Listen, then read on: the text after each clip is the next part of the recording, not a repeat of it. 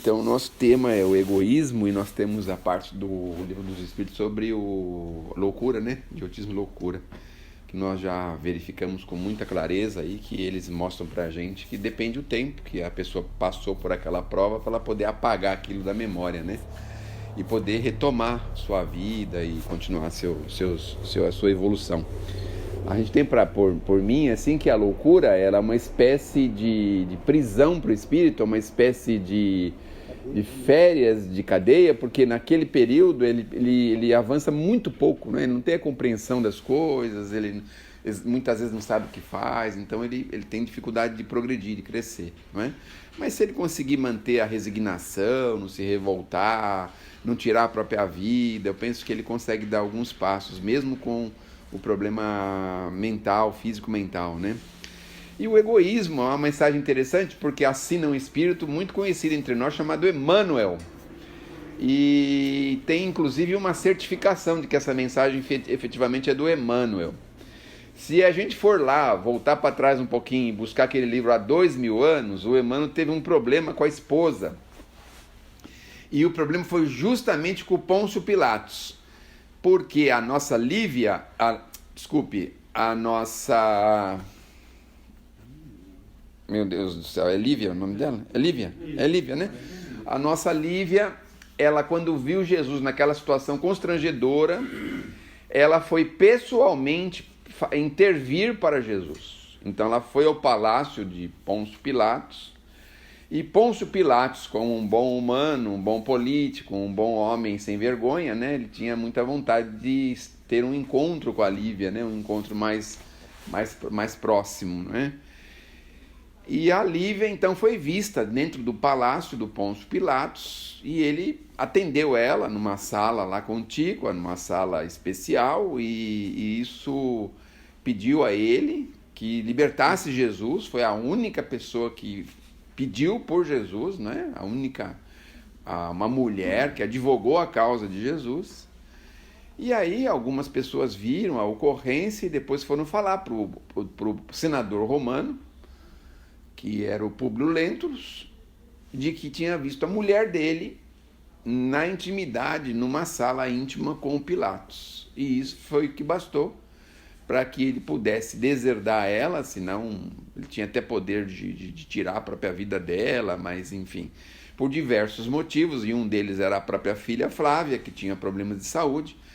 Ele disse que ele ia se separar dela, porém, por conta da menina, eles morariam no mesmo lugar, porém separados, e fez aquelas promessas lá de nunca mais, aquelas coisas, aquelas bobeiras, né, de emocional. Aquelas bobeiras emocional, né? Até que um dia ela vai lá num culto, num cemitério, os soldados romanos intervêm nesse culto, e ela troca rapidamente a roupa dela com a roupa da empregada, da serva, da escrava da casa, e diz para ela assim: você pode servir ao meu marido muito mais do que eu estou servindo. Então vamos trocar de roupa para que você seja preservado. E se houver algum problema, que eu seja presa ou tenha alguma outra consequência, não é? E foi o que aconteceu. Ela teve a consequência, foi presa e depois foi esquartejada e exposta em postes públicos para dar o exemplo aos demais cristãos, não é? E quando o importante e pomposo senador romano soube disso, não é? Ele correu lá onde tinha acontecido isso, porém já era tarde, e ele foi procurando restos mortais nos postes, até que ele encontrou um resto mortal onde tinha uma correntinha, né? Um camafeu, que eles falam, né? Tinha um camafeu, uma coisa assim, né? E aí que ele tinha dado para ela, ele reconheceu que era ela, retirou aquele camafeu como uma espécie de última recordação dela, né? E isso fez com que ele profundamente ficasse abalado, alterado com isso, reconheceu a grandeza da mulher, mas isso foi depois. Então, no fundo, o nosso Públio Lentulus, que é o nosso Emmanuel, ficou, assim, por assim dizer, com um problema com o Pilatos, né? Porque, na verdade, ele depois soube de toda a verdade, mas isso já era tarde. Então, a gente vê a autenticidade dessa mensagem porque ele dá justamente de exemplo quem? Pôncio Pilatos, né? Que ele sabia que se tratava de uma pessoa de bem, que não tinha culpa nenhuma, que não tinha problema nenhum, e mesmo assim permite que ele vá para o suplício, né? Então você vê que ele avaliou profundamente a vida de Pilatos, as situações, o que aconteceu, para dar essa informação. E aí ele traz essa informação numa mensagem bem rápida chamada O Egoísmo, e faz essa menção, a menção de Pilatos, o que autentica, mais uma vez, de que essa mensagem efetivamente é do Emmanuel e é do ex-senador romano Públio Lentulus, né? Então a gente vê a autenticidade dessa mensagem. O Emmanuel, se eu não me engano, é a única mensagem que tem no Evangelho, segundo o Espiritismo, não tenho certeza se tem outra, acho que essa é a única, né? Ele aparece na codificação, aparece na pleiade de espíritos que formaram a codificação. E depois disso, o nosso Emmanuel é conhecido agora nos meios espíritas como, depois de Paulo, né? Ele é o maior divulgador do Evangelho de Jesus. Maior até do que Paulo de Tarso, porque Paulo tinha as limitações, né? De tempo, de lugar, de uma série de comunicação, de correio, de um monte de coisa. E depois agora, há 100 anos atrás, com a mediunidade do Chico, ele conseguiu fazer uma divulgação a contento. Eu não sei se vocês sabem, mas o senador Públio Lentulus, ele tinha muita vontade de curar a filha Flávia. E aí ele foi atrás de Jesus, sabia que Jesus ia passar por uma praça ali, por um determinado período, então ele foi lá, trocou de roupa, tirou a roupa de senador, né? Eu fico pensando agora, qual que seria a roupa de senador? Terno, gravata? Como que é, né? Não, aquele saiotinho, toda... sainha, aquela sainha toda... Ah, é? Tirou a roupa de senador romano, imponente, né? Poderoso, pôs uma túnica de servo, de escravo, e foi lá esperar Jesus.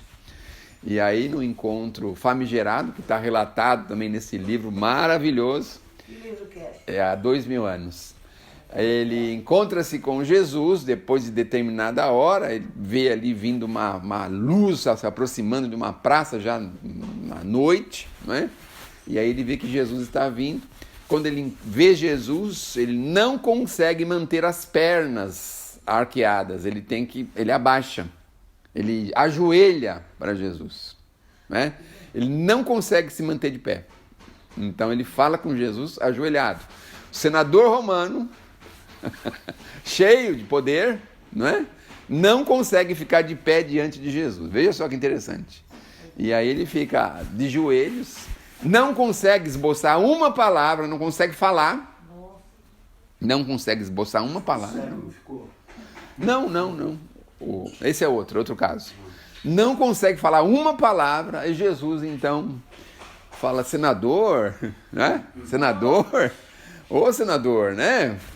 Desse jeito aí, tá de 4 aí, senador? O que é isso? Que vergonha é essa, senador? Pelo amor de Deus, senador. E ele não consegue falar nada, ele fala, você tá aqui pela sua filha, né? Mas olha, a sua filha vai ser atendida, não é por você não, viu? É pela sua esposa.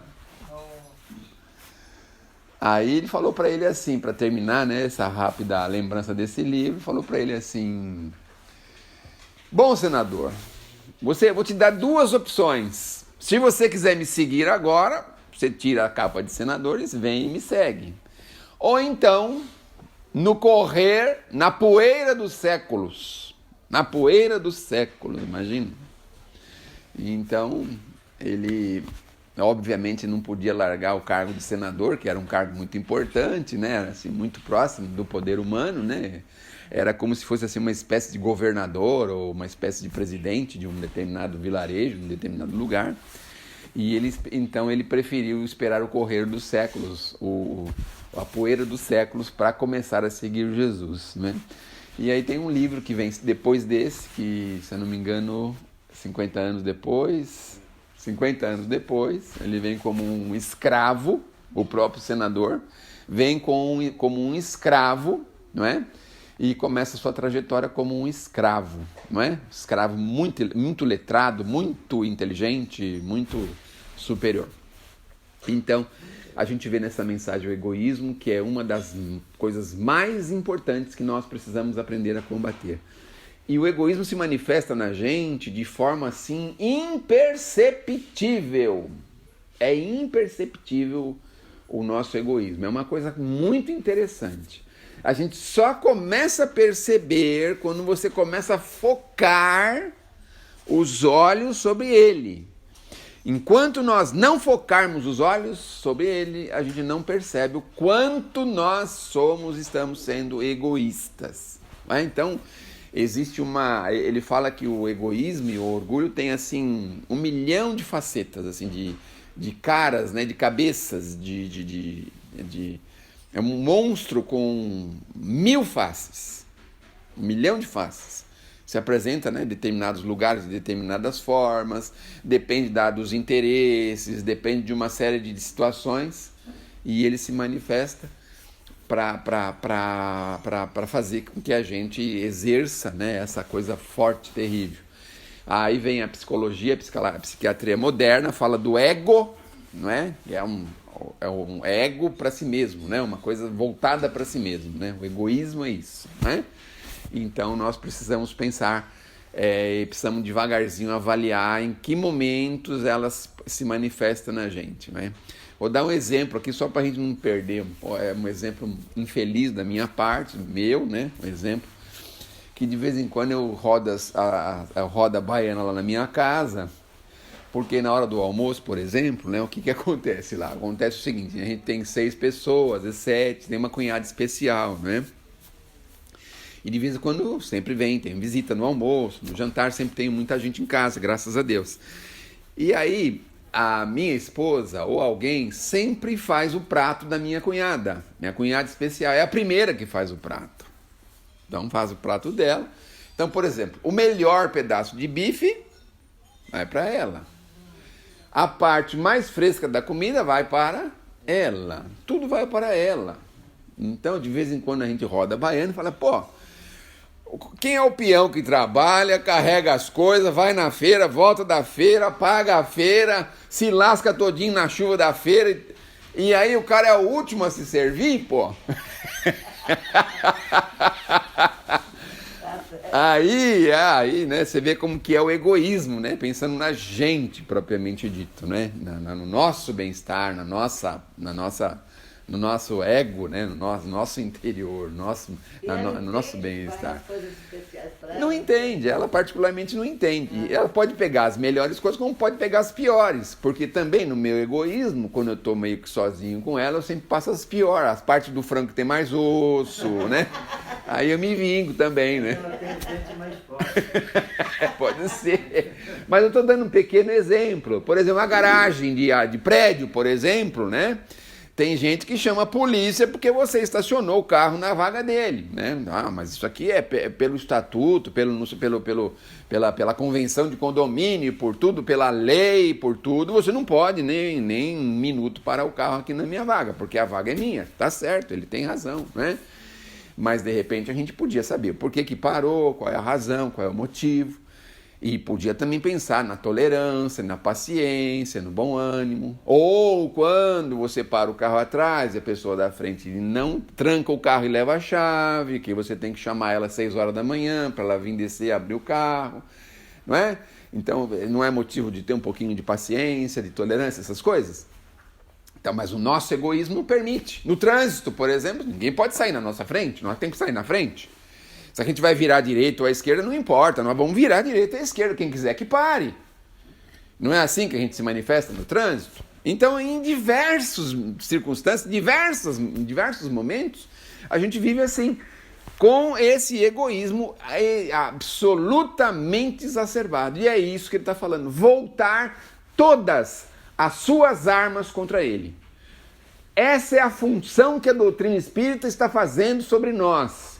Quando a gente já reconhece que não estamos na Terra pela primeira vez, que nós renasceremos, que estamos sujeitos à lei de ação e reação, quando a gente já reconhece isso, ótimo, vamos voltar todas as nossas armas contra o egoísmo, porque enquanto graçar o egoísmo livremente na Terra, é o que nós assistimos hoje, não é? Nos dias atuais, em diversas circunstâncias, não é?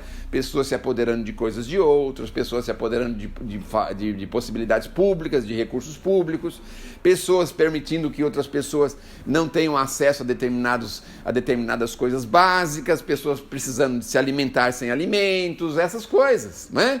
Porque tinha um amigo que dizia o seguinte: a diferença, aqui na Terra nós seremos pobres e ricos, mas aqui o que acontece? Muitos ricos se tornam milionários e muitos pobres se tornam miseráveis. É esse ponto que nós precisamos encontrar um equilíbrio. O pobre pode ser pobre e vai ser, obviamente, pelas leis da criação, obviamente nós vamos ter que viver a escassez. Mas nós não precisamos viver a escassez da miséria. O rico pode ser rico, tem lá inteligência, desenvolve, faz e tudo, mas ele precisa entender que o fato dele ser milionário, bilionário, lhe traz uma responsabilidade com os miseráveis. Essa é a diferença que nós precisamos aprender a equilibrar.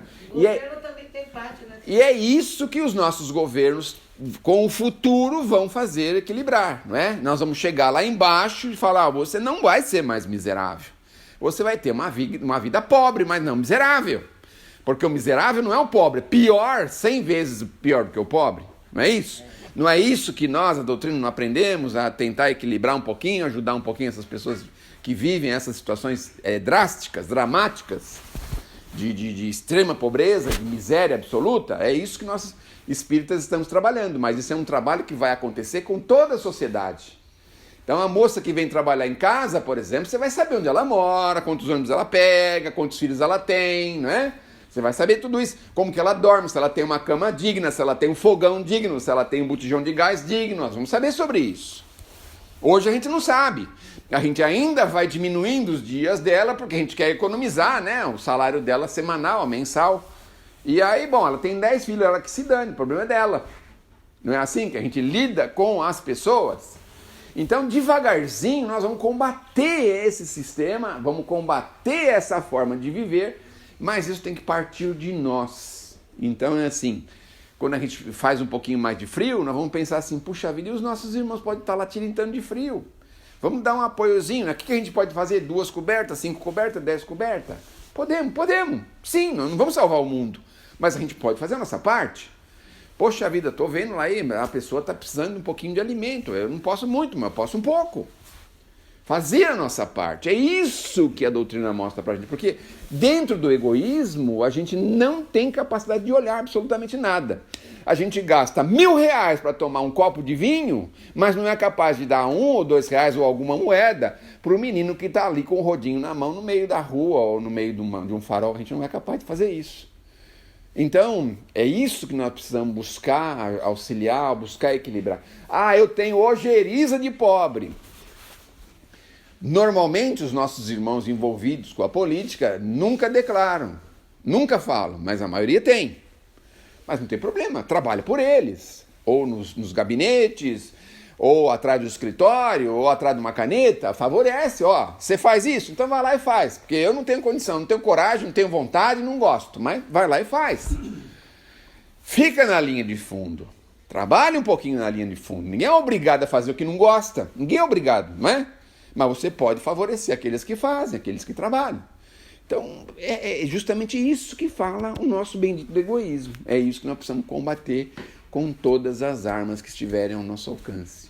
Então, olhar para dentro de si e pensar: será que eu não estou sendo egoísta fazendo isso? Ou deixando de fazer isso?